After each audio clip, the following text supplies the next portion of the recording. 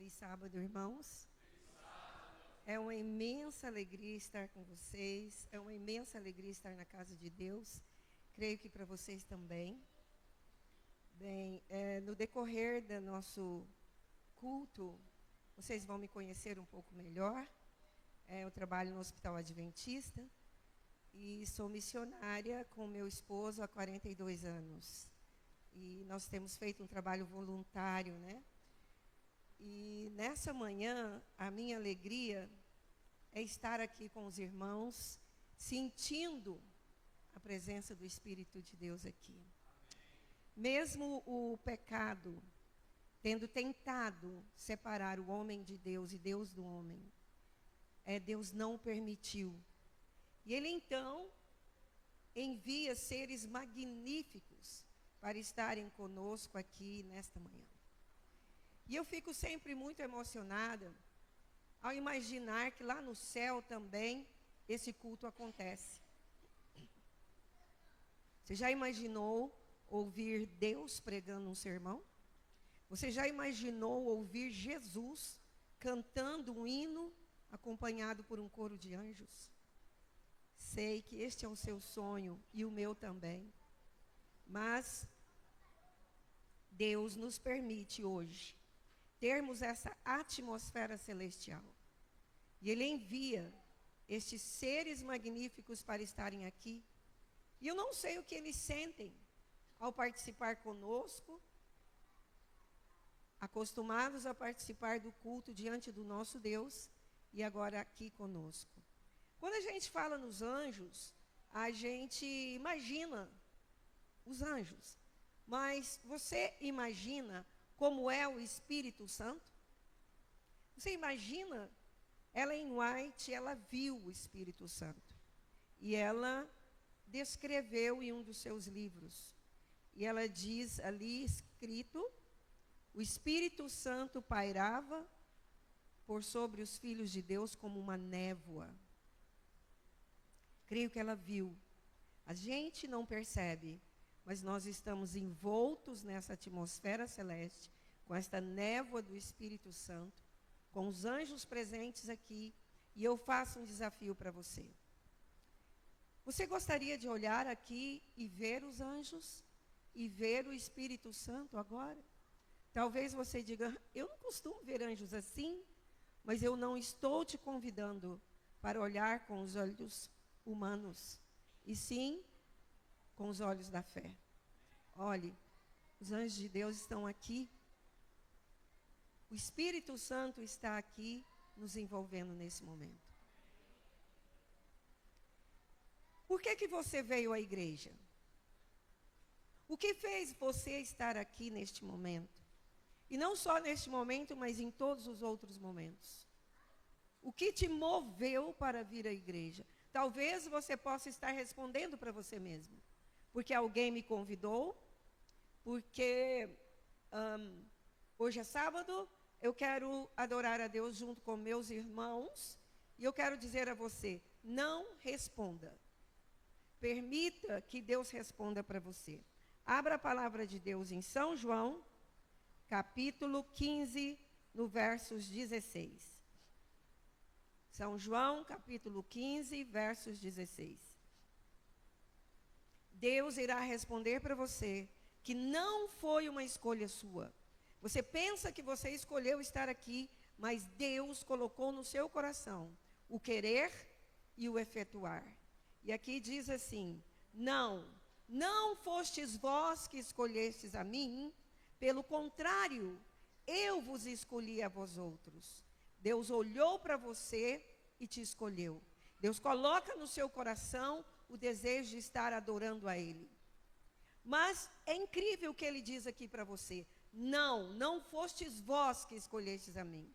Eu vos escolhi a vós outros e vos designei para que vades.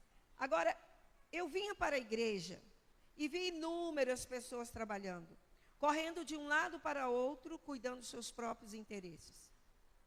E por que Deus escolheu justamente você? Por que Deus olhou e apontou o dedo para você, escolheu justamente você? As pessoas lá fora não estão nesse ambiente. nesse ambiente envolto numa atmosfera celeste, mas você está aqui. Sabe por que Deus escolheu você? Porque Ele viu no fundo do seu coração alguém que permite que Ele dirige a sua vida. Ele olhou no fundo do seu coração e acreditou, sim, que Ele poderia confiar em você. E Ele diz, esta será a minha testemunha. Eles serão minhas testemunhas. E Ele diz, não foi você que me escolheu, eu escolhi você. E agora na sequência do verso, e vos designei para que vades e deis fruto. E Ele te convida para ser a testemunha dEle, para ser um tipo de Jesus aqui na terra, para representá-lo diante dos homens aqui.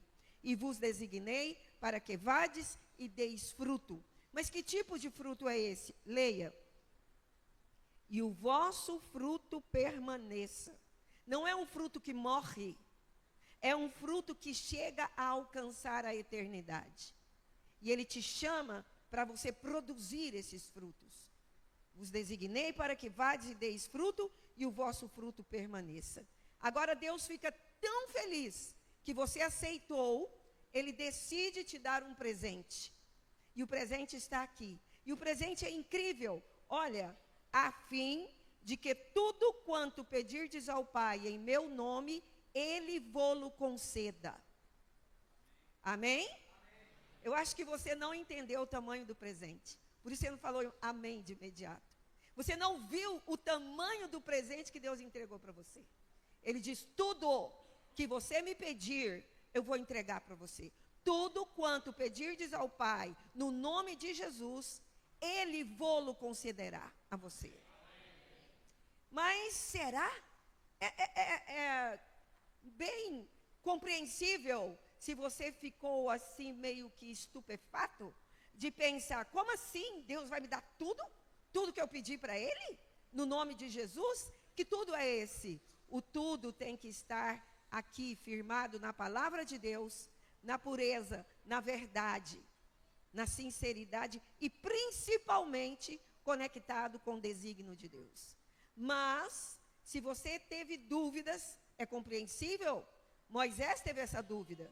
Como assim receber tudo? Um dia Moisés estava já distante do lugar que ele foi criado, distante do lugar que ele nasceu. E ele tinha atravessado aquele deserto, ele tinha recebido uma sentença de morte, que era para ser jogado no deserto. Mas do outro lado, ele encontrou uma família, ele formou uma família também. Mas um dia, quando você sai para trabalhar, às vezes você faz um cálculo, né? Um projeto hoje vai ser assim, assim. Mas Moisés talvez fez. Pensou que era um dia de rotina. Mas aquele dia foi diferente. Ele estava ali, com certeza fez o culto com a sua família, beijou sua esposa e filhos, com a sua roupa de pastor e cajado, saiu para trabalhar. Num certo momento ele olha e vê uma planta queimando, mas aquela planta não se consumia. Curioso, ele começa a chegar perto e ouve a voz de Deus. E Deus diz, Moisés, tire as sandálias dos teus pés para ter mais intimidade comigo. E Moisés agora começa a ouvir Deus dizendo, Moisés, no meio de muitos bebezinhos eu escolhi você. Eu vi lá no fundo do seu coração que você é essa pessoa que vai me representar aqui. Eu quero que você volte ao Egito. Imagina o filme que passou na mente de Moisés. Ele imaginou, como assim voltar? Atravessar aquele deserto de novo? E Deus diz, Moisés, não só você vai para o Egito, mas você vai tirar meu povo do cativeiro. Agora Moisés ficou realmente impactado, mas ele ficou ousado. Ele teve a ousadia de dizer a Deus e falou, Senhor, eu sei que o Senhor é Deus, mas me desculpa, o Senhor escolheu a pessoa errada. Eu sou a pior pessoa para ir lá, porque se eu for, vou ser morto. Eu não sou mais príncipe, olha aqui, Senhor, como eu estou. Eu não tenho influência naquele lugar mais. E Deus diz, você não vai pelo seu prestígio, por sua honra, você vai pelo meu poder. E Deus mostra para Moisés o que ele poderia fazer. Moisés vai, mas eu fico imaginando A família de Moisés. Você já imaginou a esposa, que confiança que ela tinha em Deus? Para ela deixar o seu marido ir embora sem o Wi-Fi, sem um celular, sem um Waze. E Moisés vai, e ele viu o que Deus fez através dele. Mas quando ele sai com aquela multidão de pessoas, e quando ele está bem longe, porque agora aquela multidão está ouvindo passos e trote de cavalo. E eles em pânico. Sabe por que em pânico? Porque eles não conheciam quem é Deus. E eles começam a acusar Moisés. Moisés, por que você fez isso com a gente? Lá morria um ou outro. Agora vamos morrer todos de uma vez? Moisés, sabe, as pessoas quando levam assim um insulto, ou são dessa forma, as pessoas chegam, ela quer devolver as palavras do jeito que vieram. Mas Moisés não retrucou com eles, não discutiu com eles, não falou, larguei minha vida para cuidar de vocês. Não, ele conhecia Deus, ele aprendeu com Deus a ser gentil, e compreendeu o lado do outro, e ele disse para eles, olha, eu não sei o que Deus vai fazer, não sei, para resolver isso, mas de uma coisa eu tenho certeza, ele não trouxe vocês aqui para morrer neste lugar. E o que você faz quando você está passando por um problema, humanamente olhando, impossível de resolver? Moisés foi orar, talvez você faça isso também, ele foi orar, e quando ele começa a orar, o que você acredita quando você ora? Que Deus está ouvindo sua oração, que Deus vai atender e te ajudar a resolver. Mas você já imaginou você estar orando e Deus falar para você, para, eu não quero te ouvir, para de orar agora, eu não quero ouvir. O que você iria fazer?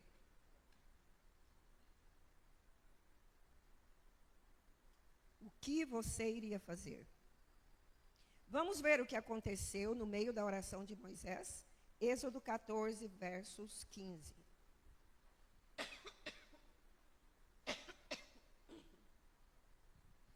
Disse o Senhor a Moisés, por que clamas a mim? Você já pensou, você está orando e Deus entra na sua oração? Deus começa a conversar com Moisés. Moisés, por que você está orando? Por que você está orando? Não é hora de oração, é hora de ação. E ele diz, pare de orar agora. E ele continua dizendo, e dize aos filhos de Israel que marchem. Então Deus fala assim, para de orar agora. Nesse momento não dá tempo para você ficar orando, não. O faraó está vindo para matar mesmo. Vai lá e toma uma ação. Manda o pessoal marchar.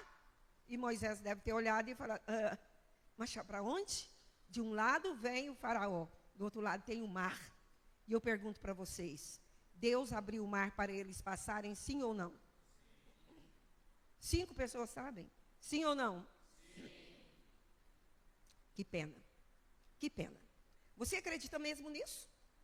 Eu sinto muito te dizer que você acreditou em algo completamente errado. Deus não abriu o mar para ninguém passar. Deus não abriu o mar para ninguém passar. Que pena que você acreditou errado. Mas você pode dizer, mas espera aí, o que aconteceu então? Deixa a Bíblia responder. Próximo verso. E ele diz para Moisés, e tu, Moisés, levanta o teu bordão, estende a mão sobre o mar e divide-o. Quem dividiu o mar? Quem? Por quê? Porque Deus diz, filho, não precisa me chamar. Eu já te entreguei poder para resolver essa situação.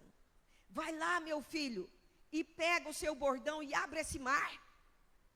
É esse poder que ele entregou para você. Você já imaginou isso?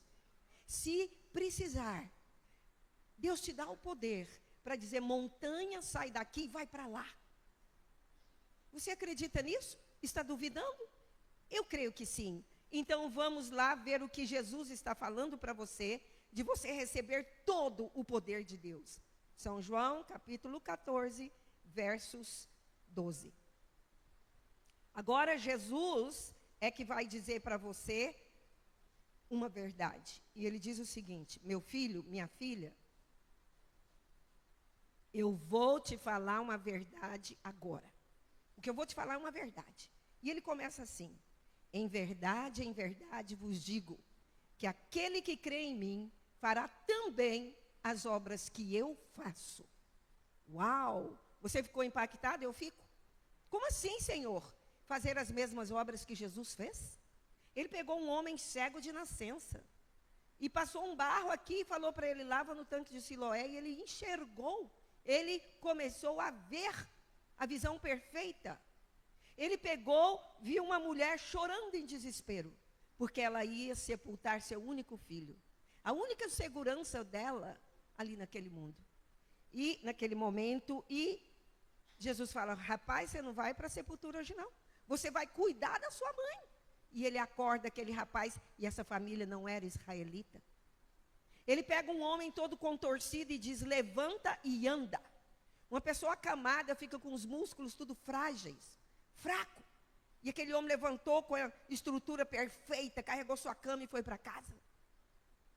E ele está dizendo para você: o que eu estou dizendo para você é verdade. Jesus fala: em verdade vos digo que aquele que crê em mim fará também as obras que eu faço. Se você, como eu, ficou impactado, agora você vai ficar mais do que impactado. Porque olha o que ele diz: fará as obras que eu faço e outras maiores fará. Como assim? Por que, Senhor, que eu vou fazer mais do que o Senhor? Se for escrever tudo que o Senhor fez, não cabe de livro no mundo. E ele responde o porquê aqui no verso: porque eu vou para junto do Pai. E quando você, meu filho e minha filha, me pedir algo, eu vou mostrar as minhas marcas para meu Pai, lá no céu. E vou dizer: Pai, atende ele, atende a minha filha e o meu filho, pelo meu sangue que eu sofri e ofereci para eles. E Jesus acha que você não acreditou. Jesus diz: você ainda não está acreditando que pode fazer tudo o que eu fiz? Você vai ser minha testemunha aqui, você vai fazer como eu.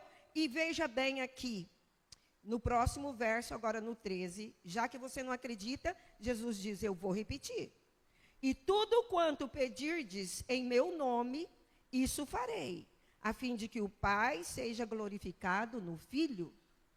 Jesus diz: você ainda não está acreditando? Eu vou falar pela terceira vez. E ele diz aqui no verso 14 agora: se me pedirdes alguma coisa em meu nome, eu o farei. Amém? Mas agora você acredita? Se sim, vamos conhecer os critérios para você receber o tudo de Deus. Não é para qualquer um. Mesmo para aqueles que dizem: não, eu acredito em Jesus. Mas espera, você tem que estar dentro dos parâmetros, os critérios que Deus diz. E o primeiro critério é esse aqui, ó. Verso 15: se me amais, guardareis os meus mandamentos. Uau, agora ficou difícil. Agora ficou difícil. Como assim, Senhor, guardar os mandamentos? Eu vejo pastor chorar aqui no púlpito. Muitos. Quem é que guarda os mandamentos de forma correta? Pastores dizem: no passado, o adventista sabia guardar o sábado. Não cozinhava no sábado, hoje cozinha. Não passava roupa no sábado, hoje passa. Não comprava no sábado e, de repente, a pessoa pensa assim: Senhor, o Senhor sabe que a minha vida é uma loucura. Isso eu vi essa semana, foi a pior de todas. E tem almoço na igreja, vou ter visita em casa, eu tenho crianças. O sol está entrando, mas eu vou dar uma entradinha rapidinha no supermercado. É rápido, Senhor. É rápido, eu sei que o Senhor me entende. Quando eu faço isso, eu estou criando um tipo de Deus, a minha própria imagem e semelhança. No passado, as pessoas queriam um Jesus, que viesse um Jesus guerreiro, que os livrasse das mãos dos romanos. E veio um cordeiro, gentil e manso.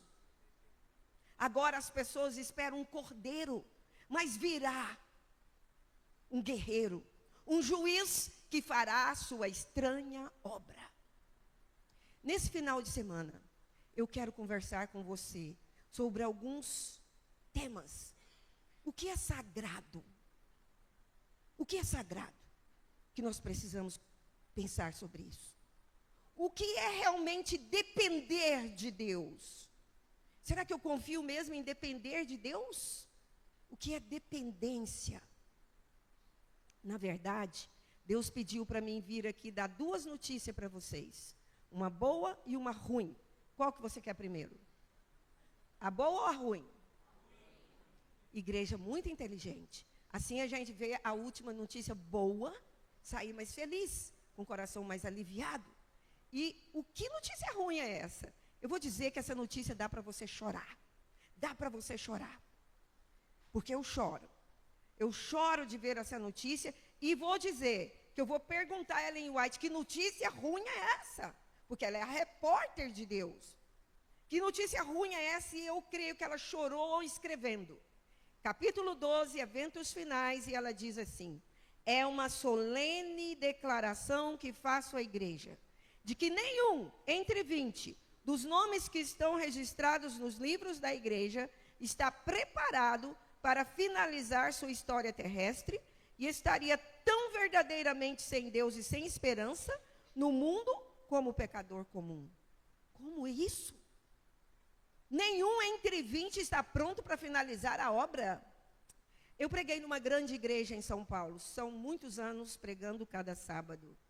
Mas quando eu saí lá fora, o irmão me cumprimentou, esperou o pessoal passar e disse: irmã, eu quero falar com você. Eu sou matemático. E quando você falou que Ellen White diz nenhum entre 20, eu já fiz uma estatística. E sabe o que significa nenhum entre 20? Que numa igreja de 100 pessoas, só 5 vão para o céu.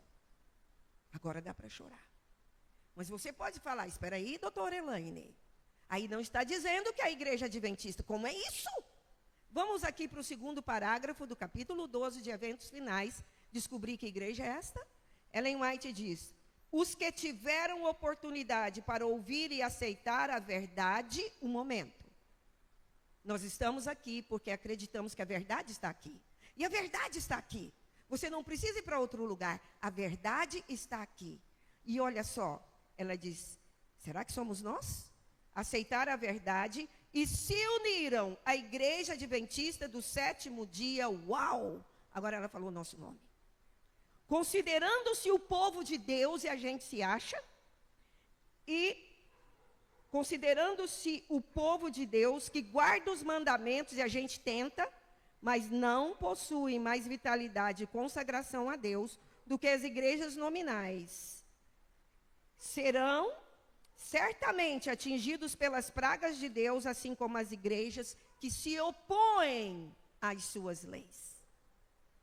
O que está faltando para nós, povo de Deus?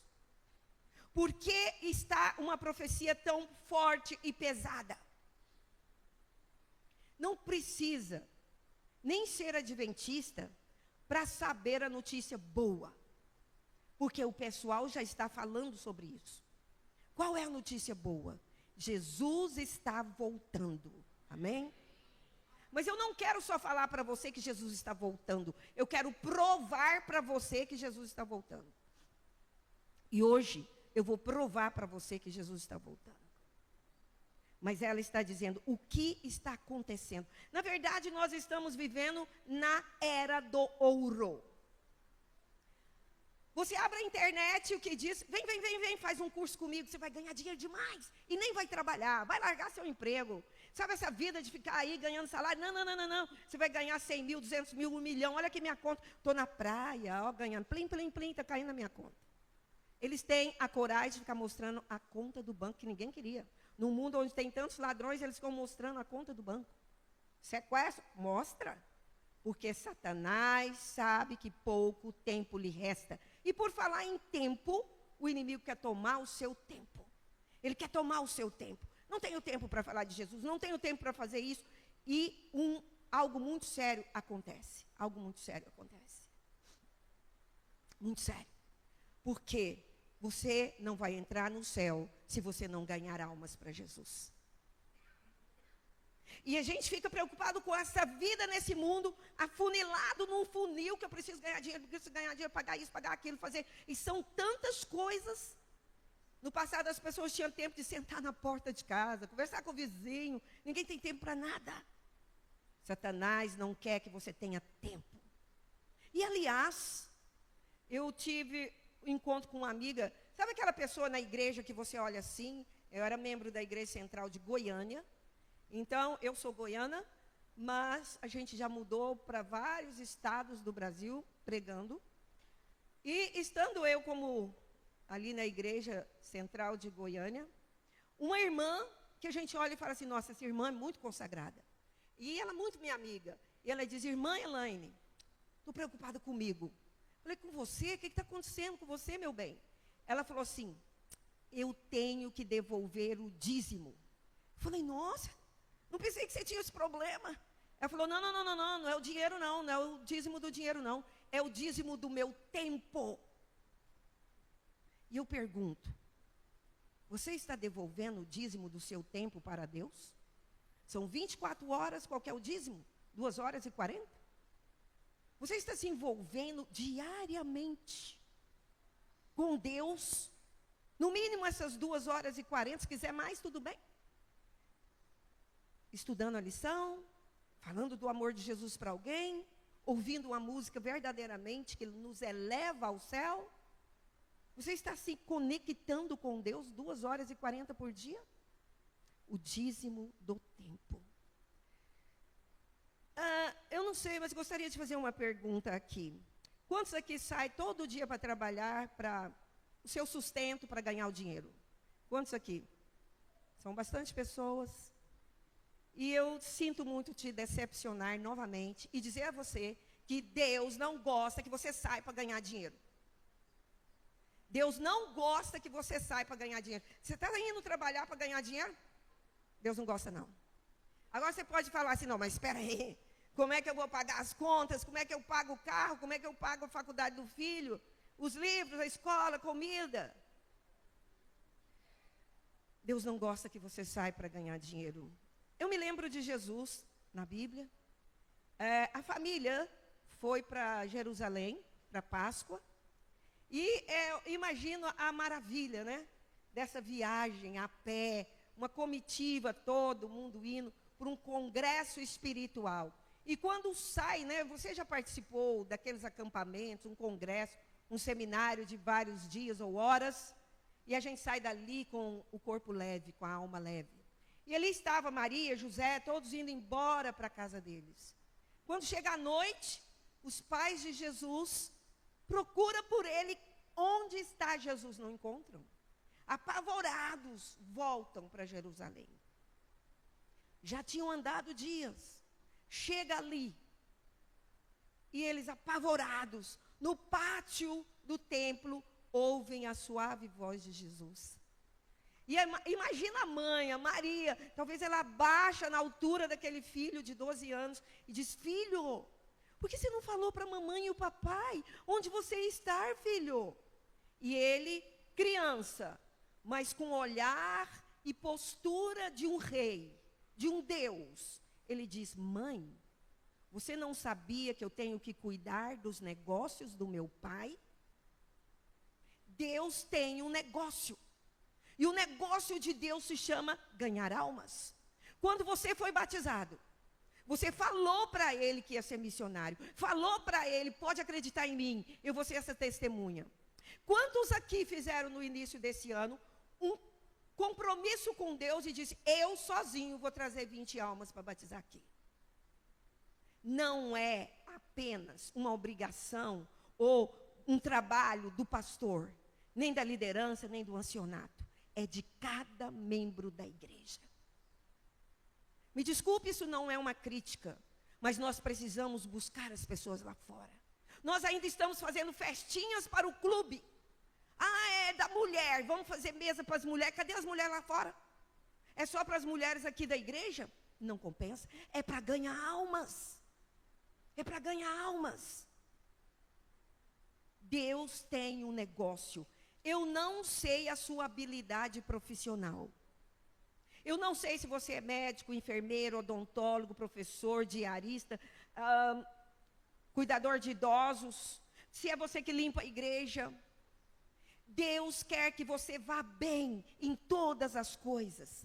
Ele não importa de você ficar rico, ganhar dinheiro, mas a forma como você está fazendo isso é o caso. Sabe o que Ele quer que você faça quando você vai sair para trabalhar? Você vai sair para usar suas habilidades profissionais, está certo? Mas Deus quer que você vá aos pés dEle e diz: Senhor, hoje eu vou encontrar muitas pessoas, online e presencial. Me fale, Senhor, como eu falo do seu amor para elas. Me ensine, me dê sabedoria. E você sai para ganhar almas através da sua habilidade profissional. O seu salário será um presente de Deus para você. Um presente de Deus para você. Não saia para ganhar dinheiro, saia para ganhar almas através do seu trabalho. E é isso que Deus quer e espera de você. Ele coloca inúmeras pessoas na sua frente. Talvez algumas só com angústia de alma. Estão ali fazendo um negócio com você e falando da tristeza da vida e você não olha. É alguém que Deus mandou.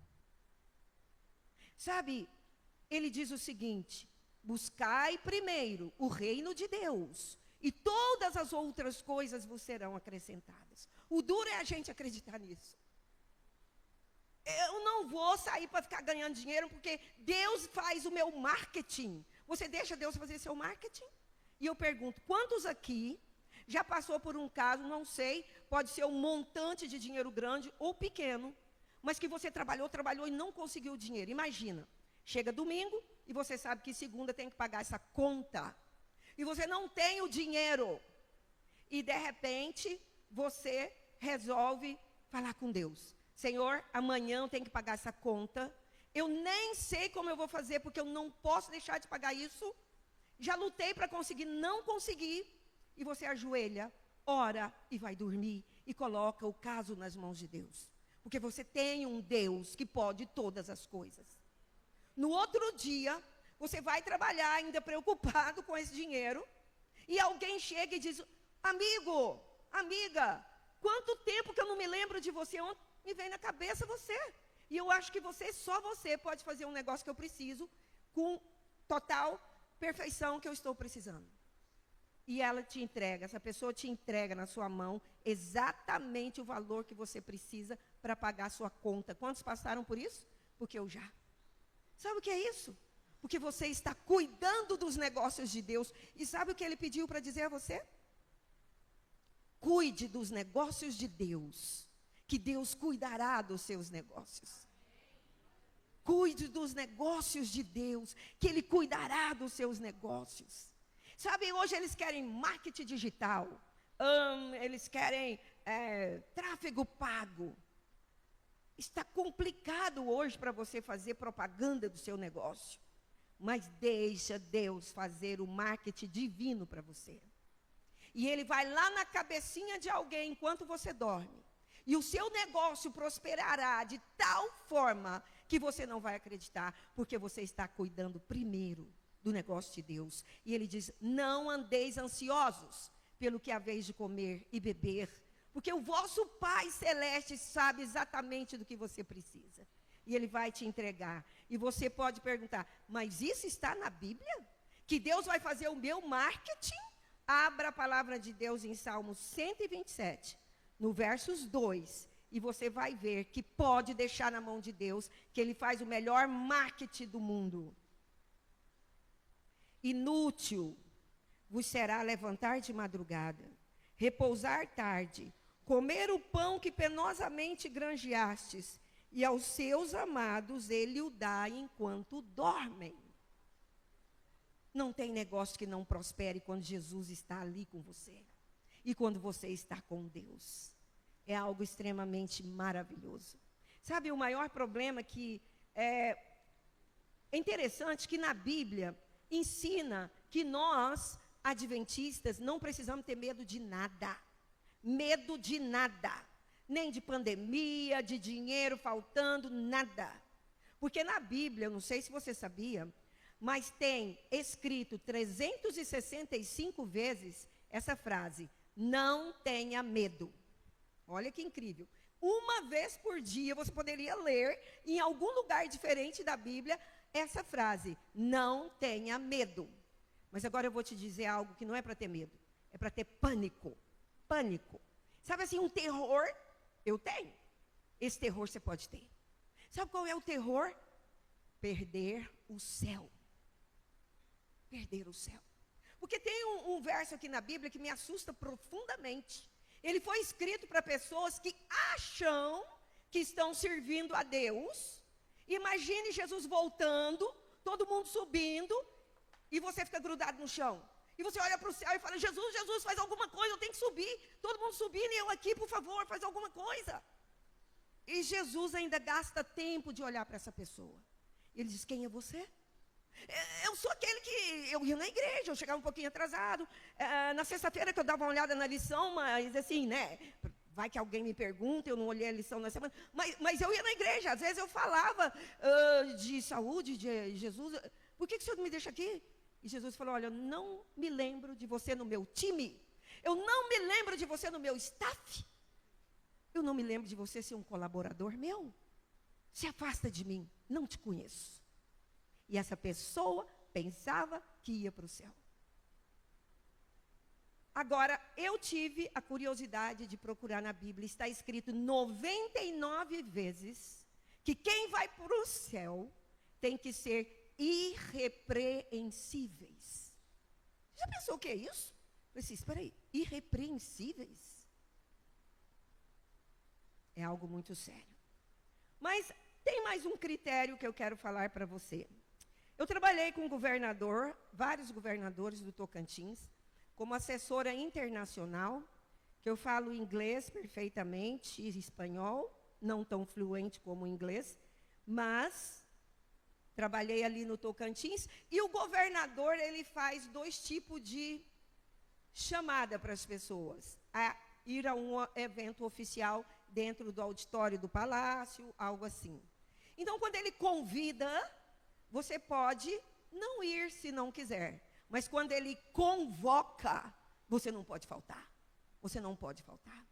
Agora, Deus e Jesus te convoca para o trabalho. Para o trabalho. E agora, isso aqui para mim é mais difícil do que guardar os mandamentos. Como é que eu vou honrar? O que é sábado para o adventista? Pode responder. Quem quer falar? O que significa o sábado para o adventista? Ninguém sabe? Agora eu me assustei.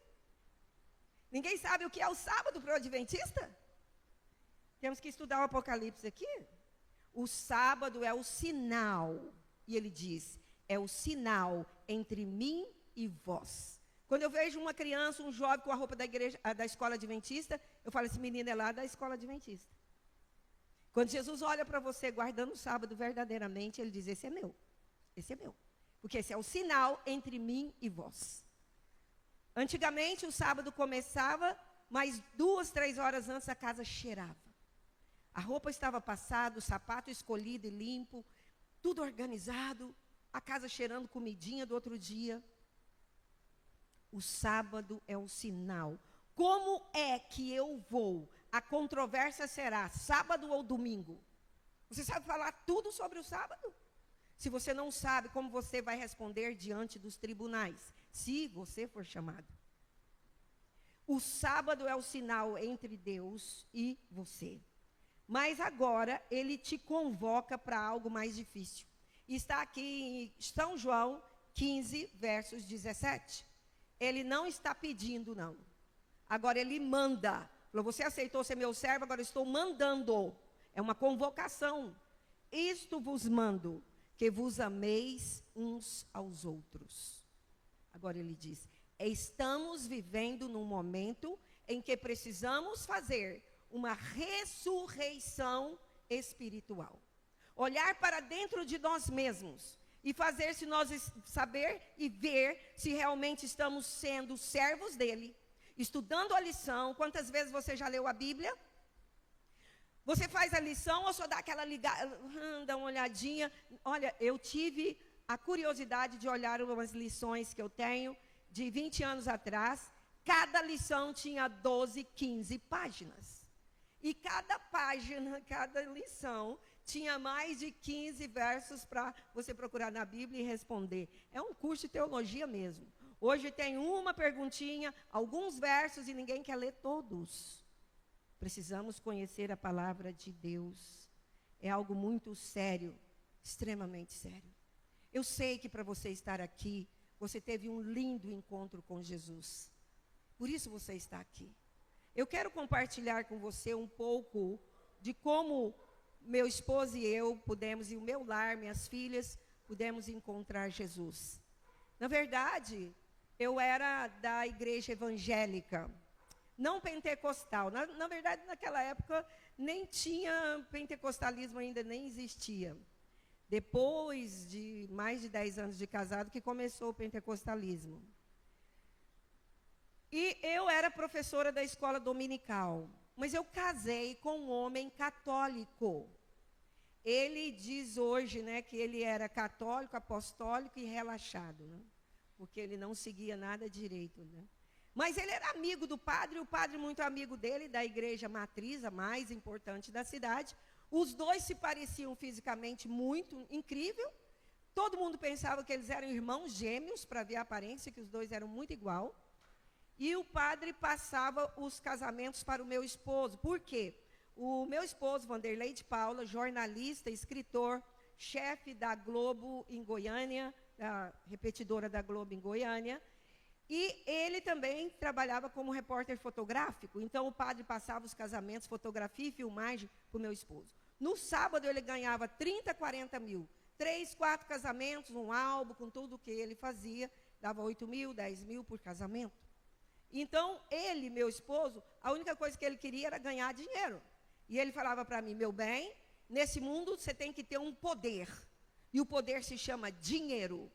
E ele batia a mão no bolso e dizia, o homem vale nesse mundo só se ele tiver muito dinheiro, cartão dourado, aí todo mundo ri para você, abre as portas. E ele, então, estava ganhando muito dinheiro, construindo uma mansão, comprou chácara de recreio, motos, carros, tinha uma equipe de fotógrafos com ele. E ele estava todo feliz até que Deus apontou o dedo para ele. Aí as pessoas às vezes vêm pelo amor ou pela dor, e ele sentiu uma dor horrível no estômago. E ele passando uns dias, meu bem, eu não consigo trabalhar com essa dor, vamos ao médico comigo. Eu fui com ele ao médico, ali o médico colocou um endoscópio dentro do consultório, não usava anestesia ainda, me mostrou o estômago dele todo arranhado, machucado. E ele, quando o Vanderlei sentou à frente, à mesa, ele disse, Vanderlei, eu sou seu amigo e vou te dizer, ou você abandona, muda o seu estilo de vida, ou então eu vou ter que te operar. E meu esposo disse, algumas décadas atrás, e ele disse, como assim mudar o estilo de vida? Não tinha bancada no supermercado de produtos naturais, não existia lojas de cerealista, em nenhum lugar que a gente conhecesse, e no Brasil não era assim famoso. E ele, então, o médico começa a dizer, olha, Vanderlei, eu te conheço e sei que na sua casa faz churrasco todo dia, todo domingo. E assim, cerveja não pode, aquele chopp de sábado à noite com aquelas pizzas com queijo e molho, não pode. Nenhum líquido com as refeições, nem suco de laranja, refrigerante, não, certo? E nada de fritura. E naquela época eu não era nutricionista. Eu era tradutora e intérprete de governadores. E meu marido, esposo, sai dali e diz, meu bem, o que eu vou comer agora? Eu disse, olha, eu não sei, mas eu vi o médico dizer que você pode comer bolachinha de sal e água. Mais nada. Ele entrou em pânico e eu casei sem saber cozinhar direito. Ele vivia comprando livro de receitas para mim. Casei muito jovem. E meu esposo, então, um dia recebe a visita de um rapaz. Sabe aquele rapaz assim, feliz, audacioso, que chegou no escritório dele, já sabendo o nome dele, e disse, seu Vanderlei, eu vim aqui porque Deus me mandou. Então, na dificuldade do homem, é a oportunidade de Deus. E aquele jovem começa a dizer, seu Vanderlei, é o seguinte, eu quero te apresentar um livro, e esse livro, se o senhor conhece um amigo, um familiar que está enfermo, vai curar tudo, porque olha o livro, a cura e a saúde pelos alimentos. E o meu esposo disse, rapaz, eu vim do médico, o médico falou que eu não posso comer nada. Não, aqui no livro ensina tudo que o senhor pode comer. Ele falou, não, mas não é possível isso? O médico disse que não. Não, olha, seu Vanderlei, isso aqui foi escrito por médicos. Então, o senhor pode acreditar, esse livro é para o senhor. E meu esposo ficou empolgado e disse, não, agora é a minha solução. Deixa esse livro aqui agora, não importa o preço. Porque para ele era todo orgulhoso do dinheiro que ele tinha. Então, ele disse, deixa aqui agora esse livro. O rapaz, olha, não posso deixar agora, seu Vanderlei. Mas olha só, espera 10 dias, que eu vou trazer um livro bem encapadinho, porque esse aqui eu vou mostrar para as pessoas. Eu vou trazer ele encapado, bonitinho, e o senhor compra esse livro e eu trago um outro livro de presente. Meu esposo olhou para ele e falou, rapaz, esperto, hein? Ele viu que eu quero tanto esse livro, quer me vender 2, vai embutir o preço. Ele olhou para o rapaz e falou, quer me fazer feliz? Eu espero, mas eu não quero outro livro, eu quero um bom desconto. Aquele rapaz sorridente ficou sério e disse, senhor Vanderlei, ou o senhor compra esse livro e ganha o outro, ou o senhor vai ficar sem livro nenhum. Ele não saiu para vender, ele saiu para ganhar almas. E você sabe quem é aquele jovem? Um comportor adventista. Meu esposo esperou ansiosamente, eu não sabia de nada. Chegou aquele livro. E quando vem o outro, Deus coloca um conflito nas mãos do meu marido. E quando meu esposo começa a ler aquele grande conflito, ele descobre um outro poder, o poder do amor, que ele não conhecia, que Jesus, como uma galinha, queria colocar os filhinhos debaixo da asa. E ele começa a ver, e eu não sei de nada que ele está lendo, porque ele sempre leu muito. Só que agora eu achei assim, poxa, meu esposo está muito estranho. Ele chegava em casa, a gente jantava junto, as crianças já dormindo, e a gente assistia um filme junto, ia para o quarto junto. Agora ele chega e vai direto para o quarto, pegava um monte de livro na biblioteca, ele queria saber se tudo que está no grande conflito era verdade, se aconteceu na história. E ele falava, olha meu bem, eu nem quero jantar, é um suquinho sem açúcar, tá? E eu disse assim, espera aí, um mineiro que gosta de doce pra caramba, e agora quer tomar suco até sem açúcar? Eu falei, ele está estranho. E eu entrava no quarto, ele já estava dormindo com aquele monte de livro. E o que mais me intrigou é que a minha Bíblia estava lá. Ele nunca tinha tocado na Bíblia. Ele dizia que não gostava de crente, mas ele casou com uma crente. Então, a minha Bíblia estava lá. E eu comecei a orar e falei, Senhor, o que está acontecendo? Um dia de manhã ele acorda, levanta, se arruma para o trabalho e diz, meu bem, é o seguinte, vamos sair hoje? Ele não saía mais, não ia para cinema, não íamos para restaurante, nada. E eu falei, uau, que bom, vamos sair hoje. Ele saiu da toca. E eu disse, e aonde você quer ir? Ele falou, quero ir para um restaurante com você. Sabe por quê? Porque eu tenho algo muito sério para falar com você. Não gostei dessa parte, não. 10 anos de casado, nunca parou para ter conversa séria, agora quer ter uma conversa séria? Ganhando muito dinheiro? Eu falei, isso está estranho, mas não vou falar nada. Chegou, eu falei, arrumei o cabelo, um vestido que ele gostava. Chegou à noite, ele se arrumou calado, entrou no carro calado. Eu falei, eu vou deixar no tempo dele.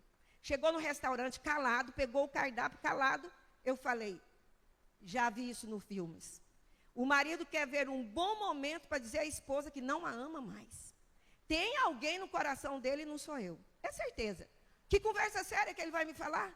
E ele corta os meus pensamentos, as minhas mãos geladas, e ele diz, Elaine, eu te chamei aqui porque eu tenho algo muito sério para falar. Agora a mão ficou congelada. Eu falei, ele fala agora. E ele disse, e o que eu vou te falar vai mudar o rumo de nossas vidas. Gelei até a espinha. Eu falei, ele fala.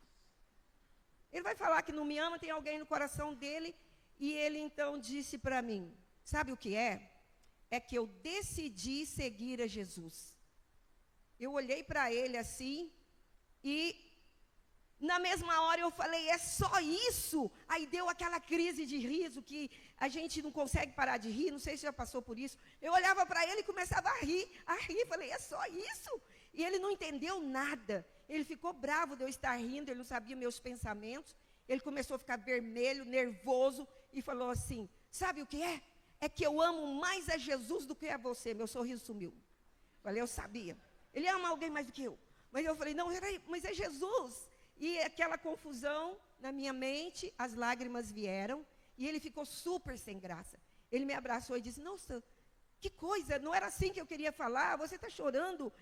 Quer dizer, eu gostaria que Jesus seja o primeiro na sua vida, eu concordo em ser o segundo. Aquele abraço começou a me mostrar como é seguir a Jesus. Eu ainda estou aprendendo, mas ele começou a me mostrar tudo que ele encontrava na Bíblia e no Grande Conflito. E agora ele compartilha comigo o que ele estava descobrindo, e ele diz, meu bem, encontrei algo estranho aqui. Porque esse livro, O Grande Conflito, diz que o dia sagrado é sábado. Eu disse, estranho, porque a gente vai na igreja domingo. Ele falou, pois é. E eu disse, e agora? Ele falou, nós vamos ler a Bíblia inteira. Se é sábado, se é domingo, é domingo. Quando terminou a leitura da Bíblia, ele disse, você viu, meu bem? Não tem nada falando de guardar domingo, é sábado. Eu não trabalho mais sábado. Eu falei, e agora? E os seus 40 mil de sábado? Esqueço, não faço. Ele nem terminou essa mansão, ele vendeu. Ele mudou toda a vida e nós começamos a mudar. Só que a gente não queria ir para a igreja. E os comportores descobriram, a igreja descobriu que o nosso negócio fechava no sábado. Era o interior, nessa época morávamos em Tumbiara. E a única loja que ficava aberta o dia todo de sábado era nossa. Então ia muita gente, a vitrine linda, e o pessoal ia para lá. E fechamos a loja, a cidade inteira falou, o que é isso? E a gente fugiu para as margens do Rio Paranaíba. E ali, lendo aquele Grande Conflito, acho que foi o primeiro pequeno grupo, 25 pessoas leram também, porque nos encontrava ali. A gente fugia, mas no interior o povo descobre. E ali, das 25, todas se batizaram e 5 se tornaram pastores. Amém. Mas meu esposo, ele começou a ver e receber de Deus um dom muito especial. Esse dom é que ele começou a ver as profecias se cumprindo. E ele chegou em casa, aconteceu. Eu falei, aconteceu o quê? Ele disse, olha só, o Grande Conflito diz que os Estados Unidos nasceu por causa de uma perseguição religiosa. E agora, essa perseguição religiosa fez com que eles fundassem os Estados Unidos. Porque eles pegavam um casal, levavam para a Inquisição, na Igreja Católica, falavam, ou nos segue, ou então nós vamos matar seus filhos na sua frente. Eu não sei o que você ia fazer, nem eu. Porque eles viam seus filhos morrer na frente deles. Eles não negociavam com Deus, tipo, o Senhor sabe que a gente está adorando o Senhor, mas a gente fica com eles. Não existe isso. Depois eles matavam a esposa, porque eles não negavam a fé. Depois matavam essa esposa enterrada viva, cerrada ao meio, ou então espetada em caixões de ferro, com ferros pontiagudos de frente e de costa. Ou então depois queimava esse homem que não negou a fé nos postes, queimava vivo ali para morrer sofrendo e pegava os bens. 100 homens pegaram um navio chamado Flor de Maio, disse, viu o que eles estão fazendo com os amigos? Vamos fugir daqui. E fundaram os Estados Unidos. Ao fundar os Estados Unidos, eles escreveram a Constituição mais perfeita do mundo. E essa Constituição rege os Estados Unidos até hoje, com a separação entre igreja e Estado, só que ela disse, Ellen White, que um dia os Estados Unidos ia dar as mãos para aquele que perseguiu ele, para o Vaticano. 1984, os Estados Unidos, na pessoa de Ronald Reagan e Nancy Reagan, levaram um embaixador americano para o Vaticano. A partir dali, o fim do tempo do fim começou. E agora, os dois poderes unidos, poder do Vaticano, poder dos Estados Unidos, que nós sabemos quem são, eles derrubaram o Muro de Berlim, acabaram com a perestroika, e os Estados Unidos colocou o Papa em lugares que ele jamais poderia ir. E o tabu, o mito de que ele era o anticristo quebrou-se. Os protestantes hoje veneram os papas e o aceitam pregar nas suas igrejas protestantes. A história da igreja romana começa a mudar. E o mundo começa a ir para o fim do tempo do fim. Por isso eu pedi para Amanda, e a igreja concedeu. Hoje, às 15 horas, eu estarei aqui para falar de profecias com vocês. Eu vou fazer um enxugado de 42 anos de estudos, que você vai ver onde estamos para o decreto dominical. Mas isso não é brincadeira, agora é sério. vou provar para vocês. Você vai ver como é aquilo de não poderá comprar nem vender. Já está pronto, certo? São algo muito sério. E como é que esses passos estão sendo dados? Este é o último momento e nós já estamos vivendo o alto clamor. Se você quer participar do último chamado divino, é esse agora. Mas sabe aquele negócio de dizer assim, eu estou fazendo a minha parte. Talvez você pense, não, tudo que ela está falando não é para mim, porque eu tenho pequeno grupo, porque eu uso meu carro para ajudar pessoas, não é para mim. E eu vou dizer, Deus pediu para mim dizer a você, que você pode fazer mais para Ele. Você pode fazer mais. Quando nós viemos para a igreja, 3 anos depois, que meu esposo já tinha muitas profecias, ele pegava jornais, revistas, escritos de Ellen White e Bíblia, e falava, não, mas isso está cumprindo agora. E ele comparou isso quando na igreja encontrou a associação e tudo. Eles falaram, Vanderlei, você tem um chamado de Deus para pregar essas profecias finais agora para o povo de Deus. Ele falou, não, eu entrego para vocês, pastores. E eles disseram, não, o chamado é para você. Meu esposo fez teologia no NASP, mas ele não quis ser um pastor distrital. E nós fizemos um trabalho itinerante pelo Brasil e fora do Brasil, um trabalho voluntário. Vendemos tudo que tínhamos e depois a gente colocava uma escola. Quando a gente viu, não tem mais dinheiro, então agora a gente fundava escola de inglês num estado, pregava, depois tirava, né, levantava a tenda, levava as carteiras para outro estado, montava outra escola de inglês e ia pregando o evangelho pelo Brasil e fora do Brasil. Mas nós estamos vivendo num momento extremamente solene e delicado. Mas eu achava que eu estava fazendo a minha parte. Porque eu sou cantora, primeiro soprano, cantei muitos anos no coral sinfônico, gravei CDs para a igreja, fazia solos, e eu falei, estou fazendo a minha parte. Então, meu esposo prega, eu canto, o meu trabalho é o Ministério do Louvor. E Deus olhou para Elaine e disse, não, é mais.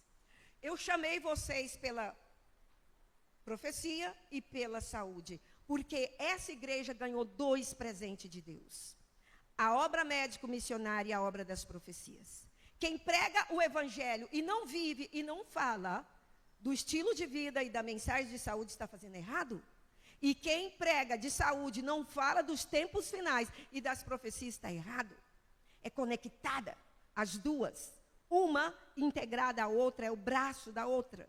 Então, Deus falou para nós, vocês têm que falar de saúde.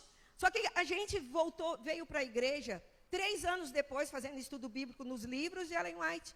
Chegamos da igreja, batizar, e meu esposo falou para mim, meu bem, sabe o que é mais legal da gente ir para a igreja adventista?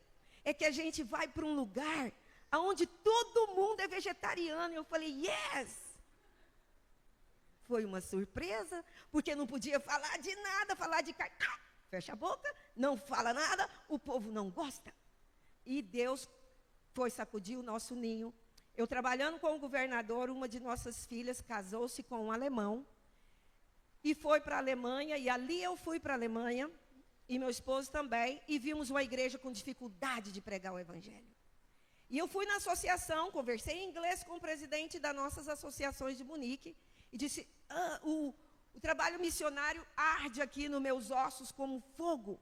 E eu quero fazer um trabalho missionário aqui na Alemanha, mas eu não falo alemão, eu quero fazer para os brasileiros, porque tem muitos brasileiros aqui, eu vi lá no consulado brasileiro, e ele pediu cartas, pastor Osmar Reis mandou cartas, a Associação Paulistana mandou cartas falando do nosso trabalho, e à tarde eu posso até contar um pouco, mas eu fundei a primeira igreja de fala portuguesa na Alemanha, adventista, né?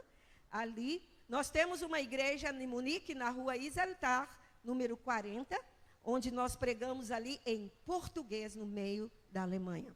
Mas nós temos mais 5 igrejas agora, que eu já preguei nelas também. Não, falta 2 para pregar. Preguei em Berlim e na cidade de Darmstadt. E nós temos também uma igreja pregando em português em Dorfen e numa cidade perto de Hamburgo. E Deus não permite que a palavra dele volte vazia. E eu vou dizer, tentaram me matar várias vezes, porque eu nem sabia que eu estava tentando fundar uma igreja num local totalmente católico há séculos. Então, o lado sul da Alemanha é totalmente mandado pelos católicos. E o lado norte é luterano. Mas eu volto para o Brasil e vou fazendo traduções, mas minha voz começa a sumir. Aí eu vou à médica e agora ela põe uma câmera aqui e fala para mim, você está com 4 nódulos de câncer nas pregas vocais. E eu disse, não, mas espera aí, o que acontece agora? Essa é cirurgia. E urgente, isso é grave. Eu disse, não, mas o que vai acontecer com a minha voz? Porque eu canto, eu trabalho com o governador, eu dou aulas, eu tinha uma escola de inglês e também dava aulas na escola adventista. Ela diz, muda de profissão. Nunca mais você vai usar a voz do mesmo jeito. Eu disse, não, eu tenho que ir para casa e pensar, não posso fazer isso, de resolver rápido assim. E ela disse, eu te dou 2 meses. Quando eu saí dali, parece que eu caí num abismo. E eu me joguei na cama e só ouvi a voz dela, nunca mais, nunca mais. Chorava, até que eu permiti que o Espírito Santo falasse ao meu ouvido. E ele diz, você acredita em um Deus que não tem a palavra nunca. E eu sentei na cama e chamei meu esposo e falei, Wander, a gente fez curso no NASP de terapias naturais, de argila, de água. Será que tem alguma coisa para mim? Pegamos a apostila do pastor Cid O'Neill, da Elisa Biasi e outros livros. E ali dizia que a argila poderia ser colocada aqui, comendo só cru, mas eu era ovo-lacto vegetariana. E eu comia ovo, leite, queijo e não comia carne, manteiga, refrigerante, essas coisas. Mas eu achava que estava ótimo. E então, eu comecei a usar argila, voltei à médica, 2 meses. Ela olha e diz, não mudou nada não, vamos fazer a cirurgia em poucos dias. Só alguns exames e cirurgia. Ela era cirurgiã e eu disse, doutora, eu não vou fazer. Ela disse, como assim? Isso vai virar um buraco aberto aí. Eu disse, doutora, eu não vou fazer mesmo. Ela disse, o que você vai fazer? Não, eu já estou usando uma medicina natural. O quê? O que você está colocando? Argila? Aí ela riu. Isso não resolve nada, minha filha. Isso aqui é câncer. E eu falei, doutora, mas eu também li na Bíblia que Deus diz assim, curarei todas as vossas enfermidades. Ele não disse, essa eu curo e aquela não. Ele diz, eu curo todas. Então, eu estou acreditando no meu Deus e no que a minha igreja ensina, uma medicina de Deus. E ela ficou muito brava, custou para me dar licença médica e de 2 em 2 meses eu retornava ali. 1 ano usando argila comum e só paralisou o processo. Ela já estranhou, porque a argila comum paralisou a progressão. Ela disse que ia virar uma ferida aberta, que é uma parte mole. Mas eu chorava 1 ano comendo cru, tá? 1 ano comendo cru. E eu falei com Deus, Senhor, que dia que o Senhor vai me curar? Por favor. E Deus veio na minha mente, faz algo com essa argila. E eu comecei a estudar e a misturar. E aí surgiu, eu chamo de argila bioativa. Essa argila, em 1 ano e 2 meses, diminuiu. Os nódulos eram 4. 1 ano e 4 meses diminuiu 2 nódulos. A médica levantou, me abraçou e falou, Elaine, eram 4 nódulos. Sumiram 2 e me abraçou e disse, continua usando essa argila. E meu esposo diz, ela está vendo e filmando o milagre de Deus. 1 ano e 6 meses eu não tinha mais nenhum problema de câncer. Ela me abraça e diz, Elaine, eu sou médica, cirurgiã, nunca vi isso na ciência. Vai e ensina as pessoas isso de argila. Porque não ficou cicatriz, não ficou marca, ficou perfeito. Eu saí e falei, não vou falar isso não. Eu trabalho com o governador, vão achar isso estranho. Eu nunca assisti um culto na igreja adventista falando de argila. Eu não vou falar não.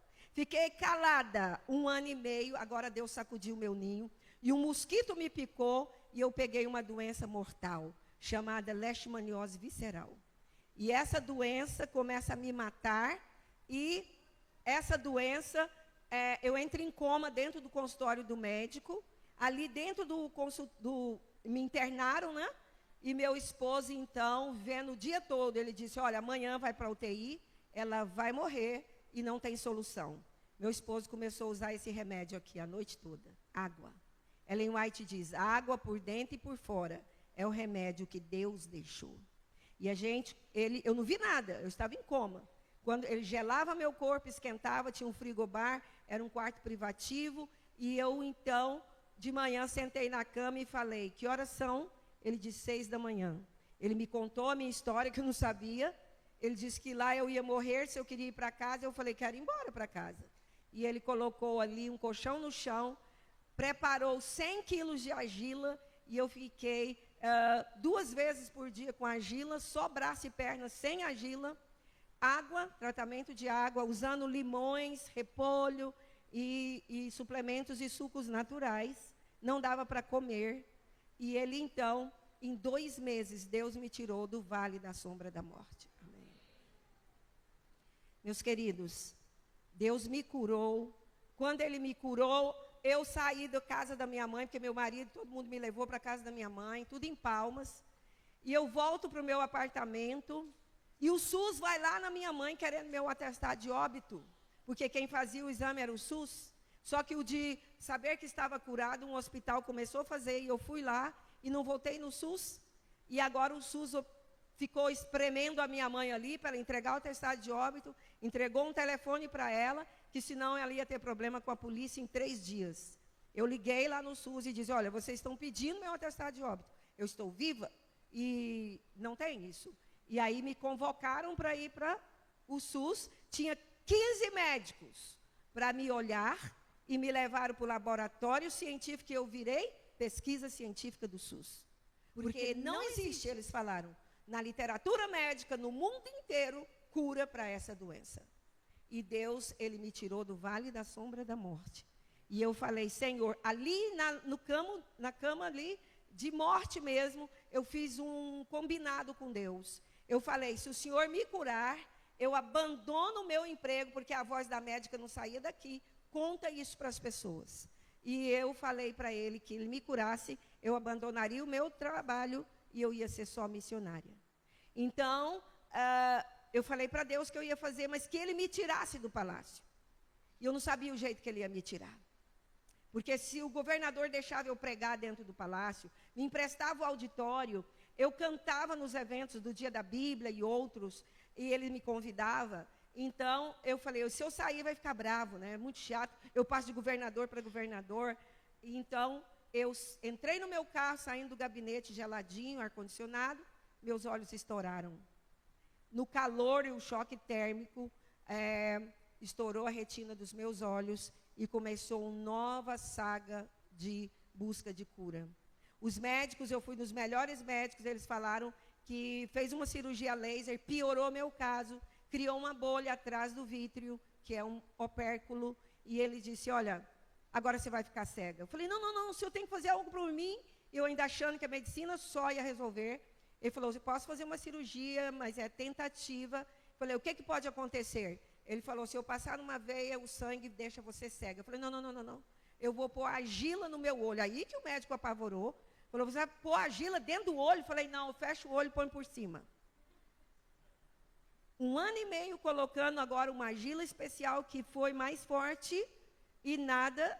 E quando deu 1 ano e meio, o médico viu melhoras. Eu usava óculos desde os 15 anos. E 2 anos, Deus curou os meus olhos completamente. Mas nesse período que eu saí dali, eu já comecei a pregar e ajudar inúmeras pessoas. Só em São Paulo, 59 pessoas que eram cegas e quase cegas estão enxergando. Homem que ia ser amputado o pé porque a doença polineuropatia comeu o osso dele.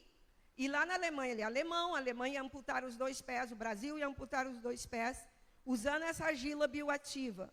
8 meses o osso nasceu no pé dele. Mas aqui em Brasília, a Associação de Brasília pediu para mim pregar em todas as igrejas. A primeira que eu preguei chama Vicente Pires. Tinha um irmão sem carne no nariz, a metade do nariz não tinha carne, era um buraco. Eu pregava e olhava para ele e falava, eu tenho que ajudar esse homem. E ele foi embora, ele disse que ninguém sabia quem era ele, só poucas pessoas. Uma moça me ajudou a chegar na casa dele. Que disse que ele entrava na igreja quando não tinha ninguém e saía na hora da oração e ia embora, para o povo não ficar olhando para ele. Quando eu cheguei na casa dele, depois do culto, Ele disse, nossa, a doutora veio aqui, mas eu não convidei, né? Tipo, depois do culto. Eu falei, irmão, eu vim aqui para te dizer que a carne pode nascer no seu nariz de novo. Ele não ficou feliz, ele disse, não fala, não fala, não fala. O médico disse que nunca vai nascer carne no meu nariz, que eu não posso ter essa esperança. Eu disse, olha, isso aqui é com Deus, não é com os médicos. Ele deixou eu entrar, ele leu meus livros, eu deixei livro de presente, expliquei como que ele ia fazer. Falei, ó, irmão, vai gastar um ano e pouco, porque aqui para mim foi muito tempo, dos olhos também foi 1 ano e meio, 2 anos, mas aí vai demorar, mas vai nascer carne no nariz. 25 dias depois, a filha me liga, vem aqui, traz mais argila, o papai está melhorando. Quando eu cheguei lá, foi eu que chorei, porque a carne nasceu no nariz todo, tinha só um buraquinho saindo secreção. Aí eu fui para Palmas, levar meus atestados, fui na Associação de Palmas, e contei essa história para minha amiga, falei, Luana, olha só, eu falei que era 1 ano, 25 dias nasceu carne no nariz. Nisso um pastor saiu de lá, ouviu todo o que eu contei, ele disse, ó, todos os pastores Tocantins estão no auditório. Vamos lá, você tem que contar essa história. Aí o presidente sentou aqui, eu comecei a contar a história, o presidente começa a chorar. E eu falo, mas o presidente chorando, e quanto mais eu contava, ele chorava de soluçar. Quando terminou, o presidente pôs a mão no meu ombro e disse, acredite em tudo que a doutora Elaine falou. Essa história é verdadeira. Eu conheço esse homem. Esse homem é o meu pai. Meus queridos, nós podemos fazer o tudo que Deus disse, através dos 8 remédios naturais, e agora você sabe que são 10. Porque nós temos a argiloterapia e a hidroterapia. Eu fui convidada, quando começou o Covid, pela Associação de Brasília, a dar aulas para médicos. Eu dou curso para médicos, pessoas simples, e amanhã eu vou estar aqui, atendendo de forma grátis. Você não vai pagar nada pela consulta. De todo tipo de enfermidade que possa existir, eu nunca vi Deus não curar. Homens com problema de próstata. Um irmão foi falar comigo e disse, irmã, eu vou casar agora, sou viúvo, e o médico disse que eu estou com problema de próstata. E ele vai fazer uma cirurgia em mim, eu vou ter que usar fralda, e a minha função de homem não vai mais funcionar. O que eu vou fazer da minha vida? Eu falei, irmão, Deus tem a solução. Agora, é interessante que eu fui em Brasília, e esse ano passado eu fui 2 vezes, estou retornando a pregar em Brasília em março, e tem uns irmãos de uma igreja, um foi falando para o outro, que tem suplementos também, e agora eles pediram lá mais 20 desses suplementos, diz que já está tudo bem, porque eu falei para o irmão, ele chegou para mim, eu falei para o irmão, amanhã tem consulta, vem falar comigo, tem solução se você tem problema. Aí o irmão veio meio sem graça, falou, irmã, você é mulher, a gente fica meio assim. Eu falei, irmão, eu acho que muitos homens estão com esse problema. Eu acho que numa roda de 10 homens, pelo menos 2, 3 tem problema. Ele disse, irmã, numa roda de 10 homens, 10 tem problema. Então, à tarde, depois dessa profecia, às 16 horas, eu vou ensinar você como ganhar almas para Jesus. Como você pode vencer os problemas de saúde, resolver o joelho. O joelho não tem que ficar pondo infiltração, ele vai regenerar. A ciência não fala isso, mas na medicina de Deus, sim. Problemas de visão, de hipertensão, tudo que você pensar, nós vamos ver aqui. Eu vou trazer das clínicas da Alemanha. E eu quero ensinar você hoje. E amanhã eu estarei, mas só que amanhã à noite, eu quero falar para você a grande armadilha que Satanás montou para fazer cada um de nós não chegar no céu. E eu sei que você já ouviu muito isso. Se você não ouvir isso, você não vai para o céu. Mas o que eu estou falando, você nunca ouviu o que eu vou falar amanhã à noite. Não falte, porque se você não souber, você não consegue chegar no céu. Você não consegue chegar no céu, eu estou falando sério. E depois do culto, você pode falar comigo, pode argumentar comigo, se o que eu estou dizendo agora é verdade ou não. Dentro das nossas doutrinas, mas você nunca ouviu nesse prisma. Mas agora, eu quero te convidar para você ficar de pé. E se Deus, através do Espírito Santo, tocou o seu coração, quando estava com os olhos ali, sem saber, falei, Senhor, mas Como que eu vou ser missionária cega? O anjo cantou um hino no meu ouvido. Há um dever. E o hino 333 do hinário antigo, eu gostaria de cantar depois da oração. Querido e maravilhoso Pai que está nos céus, aqui estamos, Senhor, diante do Teu trono. Nós estamos com o coração muito agradecido, Senhor, porque o Senhor nos escolheu. E nós queremos realmente ser tochas de luz a brilhar por Ti. Ó Pai, por favor, sonda os nossos corações, porque o nosso desejo mais profundo é voar contigo para o lar celestial. Não nos deixes nesse mundo ímpio de trevas, Senhor. Por favor, Senhor, arranque de nós o que precisa ser arrancado, porque nós queremos, Senhor, esse prêmio maior de vida eterna que Jesus, só Jesus e Tu, ó Pai, pode nos dar. Ó Deus, nessa breve caminhada até os céus, nos ensine, nos ilumine e nos capacite para sermos, Senhor, esses missionários que o Senhor deseja. Queremos ganhar muitas almas para o Senhor. Nos dê sabedoria. Salva o pastor desta igreja, Senhor, sua família, seus filhos. Também, Senhor, abençoe e salve o ancianato e todos os departamentos, os jovens, as criancinhas, os idosos, os adultos e os casais. Ó Deus, seja com esta igreja, para que todos que participam desta igreja, os que aqui estão agora, os que não estão, os amigos desta igreja, todos possam um dia morar no céu. Nós te pedimos estas bênçãos em nome de Jesus. Amém.